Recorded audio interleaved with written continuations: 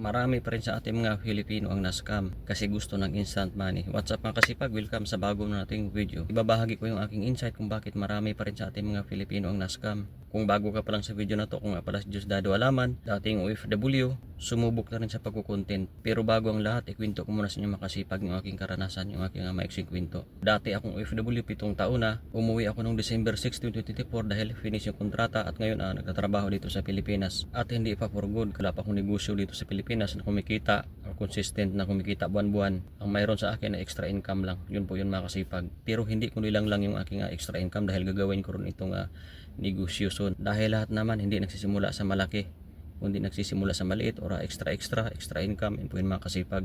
Maganda naman yung takbo ng buhay ko sa pagiging OFW noon mga kasipag. Nag-decide ako na mag-OFW kasi wala akong negosyo at saka late ko na rin nalalaman noon yung about sa pagninegosyo. Siguro sa edad ko na to, dumating yung time na sa kaka-search ko, nalalaman ko yung diskarte sa pagninegosyo, yung tunay na diskarte. Lahat talaga ay hindi nagsimula sa malaki kundi nagsimula sa maliit or extra income. Yan po yung makasipag. Para sa akin, mas komportable ako sa nakikinig ng mga audio.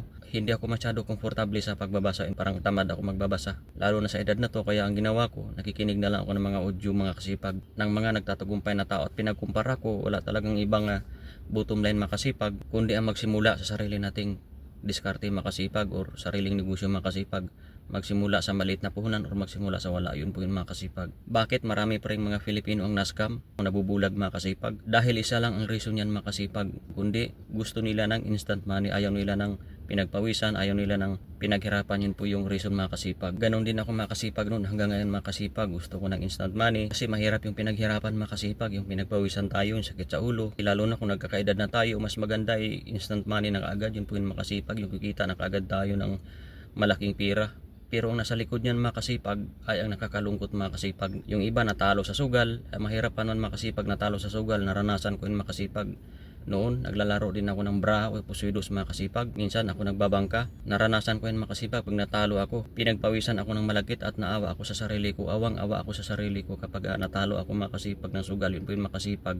Kaya ang ginawa ko nung tinigil ko yun makasipag. Naranasan mo rin yan makasipag. Yung natalo ka, malamang makasipag kung nagsugal ka. Hindi lahat panalo makasipag, mas lamang yung talo makasipag. At maawa tayo sa sarili natin makasipag na natalo tayo, naubos yung pinaghirapan natin, yung sahod natin, dahil para yun sana sa ating pamilya, sa pangailangan nating pamilya. Kaya yung main reason na maraming OFW na na-scam pa rin hanggang ngayon dahil gusto talaga nila ng instant money. Yun po yun makasipag. Ilalo na yung magnanakaw makasipag, nabulag din sila makasipag. Hindi sila kontento sa sahod nila, gusto nila ng lumaki pa yung sahod nila, naiinggit sila sa mayayaman, kaya yun gusto nila ng instant money, yung kita kaagad na hindi pinaghirapan. Kaya ang ginawa nila na silaw sa pira, nakakita sila ng bulto-bultong pira ng kaba ng taong bayan. Kaya ang ginawa nila, ninanakaw nila para ma-fulfill yung kanilang pansariling interest. Kaya sila para sa akin makasipag, matalino sila, professional sila, graduate sila, pero para sa akin makasipag, mababaw lang yung isip nila makasipag. Hindi malalim yung iniisip nila makasipag. Kasi kung alam nila makasipag na kasalanan yung magnakaw, bakit nila gagawin? May sahod na sila, naka-aircon sila, may maganda silang opisina, bakit nagawa pa nila yung magnakaw? Kaya yun ang main reason makasipag kung bakit marami pa rin mga Filipino ng nice ka makasipag. At gusto talaga nila ng instant money. Yun po yun makasipag. Okay makasipag, kaya ako binahagi itong video natin makasipag kasi ang kalaban kasi natin dito makasipag ay ang easy money. Ayaw na nating pinagpawisan at mahirapan. Yun po yun makasipag. Kaya tigilan na natin makasipag, mindset na yun makasipag at magsimula na tayong gumalaw makasipag. Nasa action talaga ang tagumpay makasipag, wala sa pangarap, wala sa instant money. Yun po yun makasipag. Okay makasipag, maraming salamat sa panood. Samahan nyo pa ako sa aking masunod na video. Huwag kang mag-alala makasipag kung nahirapan ka pa rin hanggang ngayon dahil nasa magandang way ka makasipag na nagsusumikap. Nahihirapan at handang pinagpawisan yung pira. Yun po yung makasipag at lumalaban ng patas kasi magaan sa pakiramdam makasipag na lumaban tayo ng patas makasipag kasi payapa yung isip natin makasipag. Hindi tayo nagkakasala makasipag sa Panginoon. Yun po yung makasipag.